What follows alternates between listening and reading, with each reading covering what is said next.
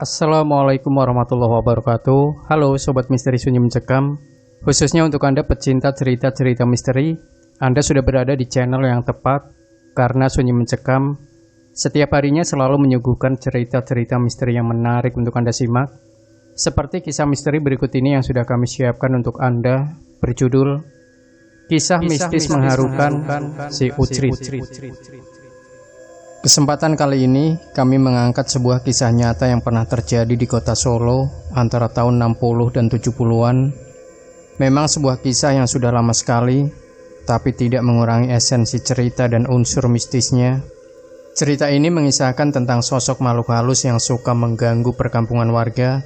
Dia ternyata adalah seorang anak korban dari aborsi. Dan bagaimana kisah selengkapnya? Yuk, langsung kita simak ceritanya. Siapa sangka janin aborsi itu akan hilang begitu saja setelah dikuburkan atau dibuang. Inilah sebuah kisah mistis mengharukan antara pertemuanku dengan seorang anak korban aborsi. Dia ternyata bisa meratapi nasibnya sebagai anak yang terbuang, hidupnya terlantar. Dia juga merindukan perhatian dari kedua orang tuanya. Dia juga seperti anak manusia normal yang ingin sekolah dan bermain. Di salah satu kampung di Solo, sempat heboh dengan munculnya sosok hantu berwujud anak kecil. Banyak warga yang telah melihat anak hantu kecil itu sekelebatan, berlari kencang dan menghilang entah kemana. Kadang tingkahnya yang usil melempari kerikil ke beberapa rumah. Bahkan ada yang pot tanamannya sampai rusak setelah diobrak-abrik olehnya. Entah apa sebabnya hantu bocah ini seakan mencari perhatian. Akibat seringnya muncul sebagai sosok anak kecil, maka warga menamakan hantu si Ucrit. Malam itu mendadak Mas Danu datang ke rumahku pada pukul 10 malam. Untung saja aku belum tidur. Dengan kedatangan Mas Danu yang dibekali kemampuan berinteraksi dengan alam gaib ini, aku sangat berharap isu hantu si Ucrit akan didengarnya. Mas Danu ternyata hanya mampir untuk mengajak wedangan. Kami pun berjalan kaki menuju warung hik yang berada di mulut gang, di tepi jalan besar menuju terminal Tirtonadi. Setelah menikmati wedangan sambil mengobrol, tak terasa sudah tengah malam. Mas Danu pun mengajak kembali. Ternyata isu hantu si Ucrit sudah membuat kampung ini sepi. Saat kami kembali pun tak ada seorang pun yang kami jumpai. Tapi begitu lewat di sebuah rumah, kami terpaksa menghentikan langkahnya gara-gara ada lemparan batu kerikil yang menimpa Mas Danu. Saat itu bulu kuduku langsung merinding karena ini pasti ulah hantu si Ucrit. Wajah Mas Danu memerah seperti marah. Pandangannya tertuju pada pohon mangga yang berada tak jauh dari kami. Daun pohon mangga itu memang bergerak-gerak, seolah ada sosok manusia di atas pohon itu. Kami pun berusaha mendekat, karena jelas sekali kalau lemparan batu ini dari pohon mangga itu. Tiba-tiba Mas Danu berteriak, "Hei adik kecil, ayo turun. Malam-malam kok main di pohon mangga? Kamu usil sekali ya, lempar-lempar batu. Ayo turun." Saat itu kami berada persis di bawah pohon mangga. Bocah kecil itu pun akhirnya turun dan duduk di sebuah tumpukan batu bata. Semula aku memang tidak bisa melihat si Ucrit. Tapi entah kenapa setelah Mas Danu mengusap mataku, "Ya ampun," teriakku. Aku kaget sekali, sekarang aku betul-betul melihat bocah kecil itu. Aku yakin dia pasti hantu si Ucrit.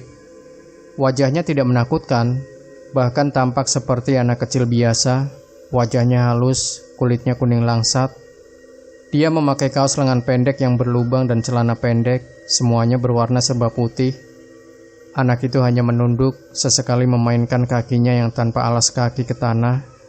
Wajahnya bergerak terus, seakan malu bertatapan dengan kami. "Adik gak boleh nakal. Kasihan warga kampung di sini, kan tidak jahat sama kamu. Kenapa kamu usili?" tanya Mas Danu sambil jongkok, persis di depan si Ucrit. "Aku benci sama suster-suster yang sudah memaksaku keluar. Aku ingin sekali mencakarnya. Suster-suster itu jahat. Aku gak punya teman, Mas." Keluh si Ucrit meratapi nasibnya. "Jadi kamu korban aborsi?" tanya Mas Danu. Si Ucrit mengangguk-anggukkan kepala, matanya memerah seperti hendak menangis. Sekarang kamu minta apa, Dik? Tapi kamu jangan usil lagi ya sama penduduk kampung sini. Aku ingin seperti teman-teman, Mas. Bisa sekolah, pakai seragam merah putih. Lalu rumahku jangan diinjak-injak. Aku ingin rumahku dirawat baik-baik, pinta si Ucrit. Mendengar keluh kesah si Ucrit yang ternyata adalah arwah korban aborsi ini, Mas Danu pun meneteskan air mata. Janin korban aborsi ini ternyata seperti manusia yang tumbuh semakin besar. "Rumahmu di mana?" tanya Mas Danu lagi. Si Ucrit kemudian berdiri dan tangannya menunjuk ke arah belakang rumah yang berada tak jauh dari itu. Si Ucrit berjalan ke tempat yang dia tuju dan kami membuntutinya dari belakang. Ternyata lokasi yang dimaksud adalah sebuah tanah kosong. Namun tak jauh dari tempat itu, ada kamar mandi dari rumah itu. Si Ucrit menggerak-gerakkan kakinya sambil menginjak-injak sebuah tumpukan tanah yang bercampur sampah. Mas Danu mengangguk-angguk. Diambilnya sapu lidi yang ada di dekat kamar mandi, lalu dibersihkan tanah itu dari kotoran dan sampah. Aku pun membantu merapikan gundukan tanah itu yang ternyata berbentuk seperti sebuah kuburan. Saat kami sedang membersihkan rumah si Ucrit, tanpa disangka si Ucrit telah menghilang entah kemana. Malam sudah begitu larut. Kami tenggelam dalam kegelapan malam. Kejadian ini sungguh luar biasa. Aku yakin semua ini atas izin Tuhan. Ini membuktikan bahwa janin korban aborsi ternyata bisa tumbuh layaknya manusia biasa. Dia juga bisa merasakan sebagai anak yang terbuang. Dia meratapi nasibnya. Dan dia juga ingin sekolah dan punya teman bermain.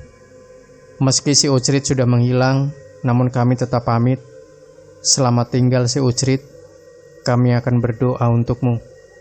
Keesokan paginya, kami pergi ke sebuah toko baju seragam. Kami membeli baju seragam sekolah anak SD dan seperangkat alat sekolah. Saat tengah malam, kami kembali ke makam si Ucrit. Kami berusaha jangan sampai ada orang lain yang mengetahui aksi kami. Akhirnya semua barang-barang itu aku letakkan di atas gundukan tanah. Entah akan seperti apa jadinya. Yang penting aku telah memenuhi permintaan si Ucrit, seorang anak manusia yang tumbuh normal, tapi harus dibunuh dengan memaksa keluar dari kandungannya. Janin aborsi itu kini telah tumbuh sebagai makhluk gaib seiring umurnya. Dalam kegelapan malam, kami berjalan mengendap-endap keluar dari kebun kosong itu. Kami tengok lagi tas dan seragam di atas gundukan tanah itu. Selamat bersekolah ya si Ucrit, semoga kamu jadi anak yang pintar. Doaku dalam hati. Demikianlah sebuah kisah nyata yang berjudul Permintaan Seorang Anak Korban Aborsi. Memang seperti yang disebutkan dalam cerita, sosok arwah dari bayi korban aborsi bisa saja tumbuh normal layaknya manusia biasa, tapi tanpa kehadiran kedua orang tuanya. Sosok bayi ini ada juga yang menyebutnya sebagai bayi bajang dan banyak dicari orang dan dimanfaatkan kekuatannya sebagai media penglarisan dagang dan mendatangkan kekayaan. Tapi dengan alasan apapun, baik hukum agama maupun hukum negara melarang tindakan aborsi, selain menyakiti diri sendiri, bahwasanya dengan melakukan aborsi sama saja dengan ia telah menutup jalur-jalur kerezekiannya sendiri. Wallahu a'lam. Demikian Sobat Misteri Sunyi Mencekam. Jangan lupa berikan komentar Anda, like, share video ini, subscribe channel Sunyi Mencekam, dan kembali nantikan cerita-cerita misteri terbaru dari kami. Wassalamualaikum warahmatullahi wabarakatuh.